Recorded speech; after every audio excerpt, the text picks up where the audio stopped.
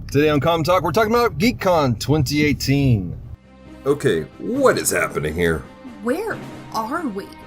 Glix, give us a situation report. Currently, we are on the planet Geekery. Be warned, our impossibility drive may cause distortions as we traverse this land. Impending impossibility engaging in 3, 2, 1. Hello, devoted geeks, and welcome to Comm Talk, the podcast extension of Geek Devotions, a show from a couple of devoted geeks who are devoted to letting people know that they are loved. I am Dallas, and with me is Celeste. And we're going home. Yeah. We're going home from Geek'd Con, guys. This is our Geek'd Con road trip home podcast. Podcast and review. Podcast review. If we sound tired, we are. We are. It was, it's a good con when you go home and you're like, I'm so tired. But you're happy about it. But you're happy about being tired, yeah. Yeah, so today we're going to talk about some of the stuff we liked about Geek'd Con and some of the highlights of it. If you've been watching us on Facebook, we've been doing kind of a daily review of it. And I'm not sure at the moment as our recording of this, if we're going to do a Facebook Live when we get home or not. Not sure yet. We will make that decision when we get home. Right. But we are doing this podcast. So that's why the audio is kind of weird. It's because we're using our phone instead of using our recording equipment.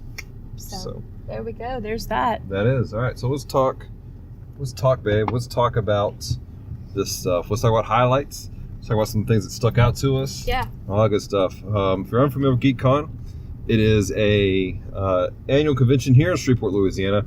Started about, 3 years ago? Yeah, this is the third year. Or is this the fourth year? This is the third year. No, this is the fourth year. Yeah. This is the fourth year. Okay. Because the first year we got Ben Dunn, who did the Batman. Yeah. Second year we had somebody else do one, and then last year we didn't. And then we didn't do it this year either. Then we're missing armbands. Yes, we are, because last year's armbands weren't cool.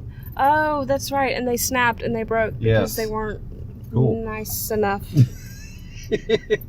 Last year they were sponsored by somebody, and part of their sponsorship was that the armbands advertised that thing. Right. So, but anyways, we digress. And we have a collection of armbands in our car. We do.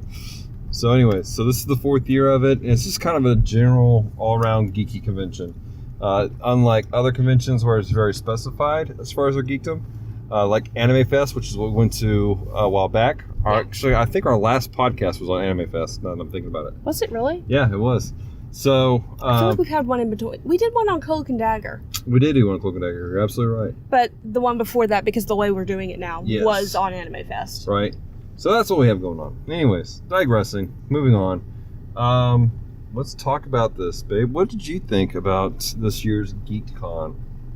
I liked it. Every year it's a little bit different. They're always trying to improve, and then there's just a level of you're getting used to people. There's vendors who have been here every year. Yeah. Whether they're local or not, it's just a show that they enjoy coming to. Mm-hmm. Because they try to be very family friendly. They try to be very welcoming. Shreveport itself tends to be a bit more family friendly. At least they try to be. Mm-hmm. With a lot of their events and things like that. So absolutely. It was definitely nice. Had a good familiar vibe to it. It's weird to me that the same building that they have Geek'd Con in is the building where the graduations are for the high schools. Because you come in for the graduations and it looks completely different. Right. But you come in for Geek'd Con and it's like they may change the layout a little bit, but it's always generally the same to an extent, and there's certain people you just know are going to be there. Right. I feel like the layout for this year wasn't bad. It was pretty good. That's since you brought up the layout. Nothing's been quite like that first year where Artist Alley was literally an alley of people. I really didn't like it like that, though. Really? Because it was hard to get to them. Like, you may be blocked from... Because that year they had the voices from Pinky and the Brain. Oh, yeah. And they also had Peter Mayhew, who is the person inside the suit of Chewbacca. Right. And so everyone was in line for Chewbacca, so if you were trying to get to one of the other people, you had to wait in that line. It's a true story. So it made it difficult. Yeah, I can see that. So I did like how they did the main people. They started this last year, I think, where the main guests, who were the headliners, they had them line the walls. Yeah. And that made it very, very accessible and easy for everything. Yeah. Well, and they were kind of at the end of the vendor booths. Mm-hmm. So if the line got really long, you weren't crowding the vendors, you weren't blocking their stuff. Right. It was cool. This year they had, and we didn't partake in this opportunity, but they had where you could get with one of the professional photographers that comes and does like really nice looking pictures of cosplays, where you could do pictures with the guests. Right. And I thought that was really cool. Kind of a they're starting to step up their game as a con, because that's something you find at bigger cons. At least we've been told that. Right. We haven't yet had the opportunity to do those. One day. One day. So that was pretty cool. Celeste, what did you think of the guests this year? I appreciated the guests. I liked that it was Chris Sarandon. I liked getting to meet Jay Garrick. Yep. Even though John Wesley Shipp. Yeah, I couldn't think of his real name. It was funny because since he's been on The Flash, when we went up to say hi to him, and shook his hand, and I was like, my brain had a moment of, I've seen you on TV. Like, I was like, what? So I really appreciated Chris Sarandon. I hope that in the future they can get like Robin Wright or Wesley, whose name I can't think of at the moment. Right. Tell them why you want that to happen. Because I love The Princess Bride. And I want to meet all the actors. Right. I really want to meet Billy Crystal. But I want to meet Billy Crystal because he's Billy Crystal. Because he's Miracle Max, and he's Calcifer, and he's done so much. Right. But the others, I want to meet them just because I love Princess Bride. And then Dallas' sister gave him a book for his birthday of The Princess Bride. It's a really nice edition, has some illustrations in it that are beautiful. Mm-hmm. And eventually I'm going to snatch it and read the tail end of it, because it has what they started as the second book and then never finished. Right. And so I want to read that. But our goal is to get the book signed by all of the living cast members. Right. So obviously Andre the Giant is not an option, but sadly, because from all accounts he was a very nice man. Right. So that's going to be that's kind of like a lifelong goal for us. Yeah, it's going to take a minute. Mm-hmm. I got to talk to Eric Estrada for a minute. That was pretty cool. Talked to him about the cross and the switchblade, and he was pretty well connected still to Nikki Cruz and to all that. And if you're unfamiliar about the cross and the switchblade, Eric Estrada said that was actually one of his very first films, and the movie is about David Wilkerson, who started Teen Challenge in his ministry of helping people to get back on their feet and get off of drugs and get out of bad situations and stuff like that. And one of the main people when he first started was a guy named Nikki Cruz. And Eric Estrada actually played Nikki Cruz. And he's still pretty well connected to all that stuff. So that was pretty neat to hear. Yeah, we got to go up to Mike Foley. Yeah. Mick Foley? Is it Mick or Mike? Mike Foley. Mike Foley. And asked him to do a shout out for our pastor, who's a pretty big fan. Yeah. So that was kind of cool because we got to see our pastor listening to it, and so his face like lit up like a little kid. Lit up like a Christmas tree. Like you could see that like pure little kid joy in his face. Yeah. So that was nice to be able to do that, even though I don't do wrestling and didn't know who he was. Right. It was kind of awkward because we're like, hey man, we don't know who you are basically, but our pastor's a huge fan of yours and from back in the day, and we're wondering if you could just do a quick video for us. And he was real cool about it. He was real chill. He's like, yeah, absolutely. And so he recorded it, said some very nice words, and it was pretty sweet. If you want to see the video, find our pastor, Scott Etheridge, on Facebook, and he posted it up on Facebook a bit ago. He did, because he was so excited about it. He was so excited. And that's, if I could say this, that's one of my favorite parts of Geek'd Con. If we can just hit that. Yeah. My favorite parts of Geek'd Con is seeing people's joy when they're encountering things from their childhood. Yeah. That nostalgia that comes in, but also the fact that it's like, wow, this is a cool thing. Like when we're inside, we're in line waiting to talk to the guy, whatever his name is, Foley. Mr. Foley. Mr. Foley. This one dude walked up, and you can kind of tell he was like kind of special needs, and he was just like in awe and stunned. And he's like, this is so cool. I've never been to Geek'd Con before. So we're talking for a minute, and we let him cut in front of us. And he's like, he was stammering over his words because he was just in awe of Foley. He's like, you're like my hero. And it was cool. I mean, I love seeing that lighting moment in people's lives when like they meet somebody that they have, what's the word I'm looking for? Somebody that they have, I don't necessarily idolize, but they look up to. Yeah. And it has inspired them. And that's a lot of what you and I love is the inspiration that these shows and these things. That's what geek culture is, man. Like these things that inspire us, and that's why we love them so much. So we got to see our friend Roland Paris, who is an artist, and he is a fun guy to talk to. He really is. I love talking to him. We got print from him actually. We did. We bought one of his prints. He had done a bit of art for Black Panther. Yeah. And so it's very nice. It's going to get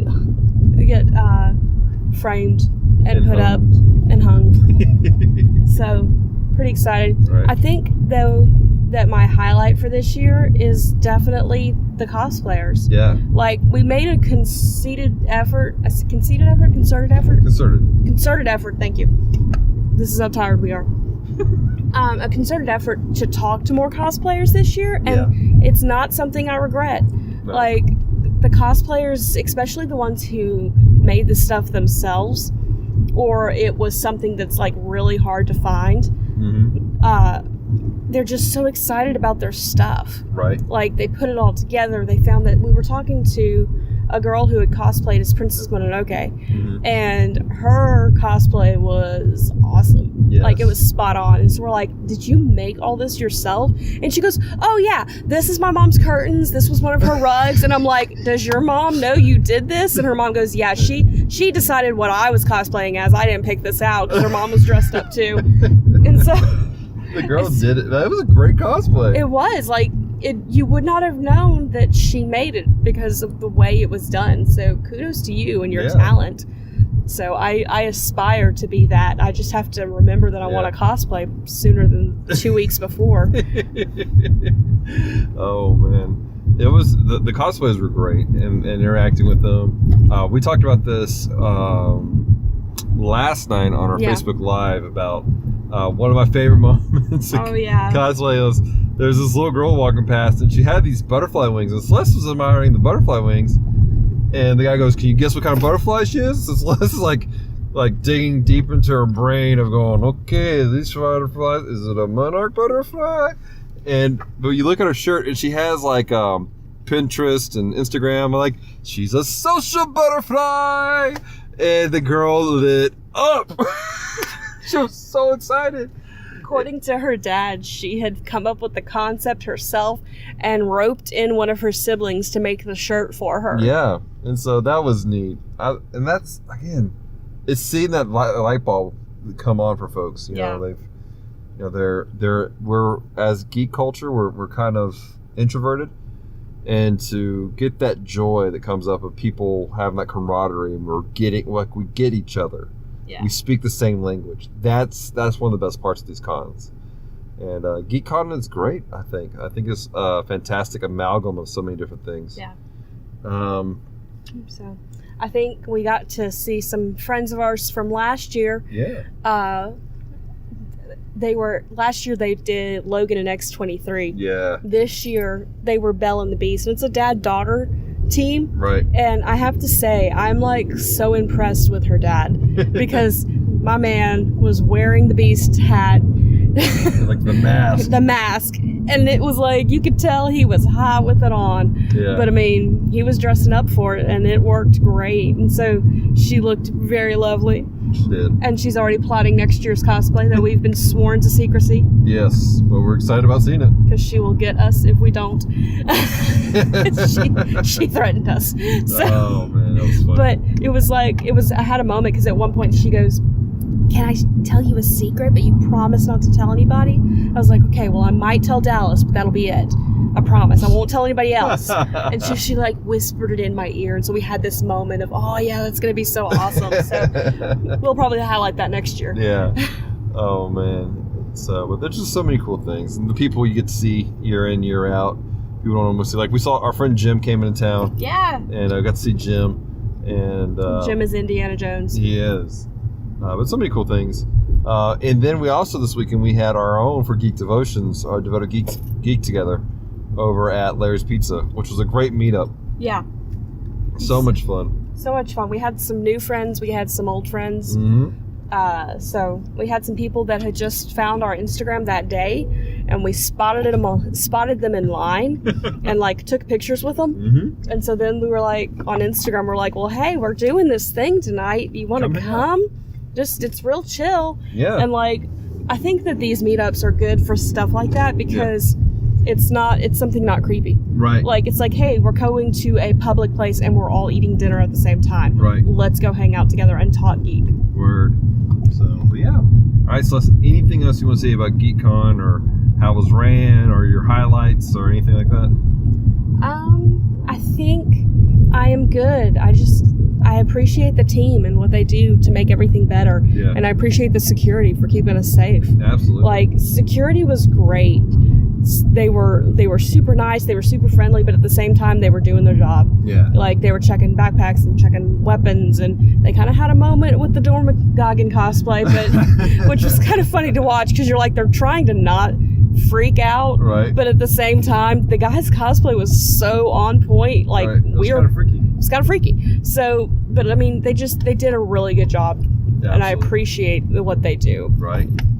So I thought it was good. Of course, you know, like I said, we love doing it every year, seeing our friends and meeting new friends. Just so you guys know what's coming out this week, Tuesday for Extra Tuesday, I'm going to do my best to get the highlight reel where we're asking this one question, and that's this: if you're hitchhiking across the galaxy, which for those of you who didn't know, I cosplayed as Arthur Dent from Hitchhiker's Guide to the Galaxy for this year. But if you're hitchhiking across the galaxy, who's the one character that's going to go with you? One character. And leave your comments down below. Let us know your thoughts on who's going with you. But we got some really interesting answers from folks.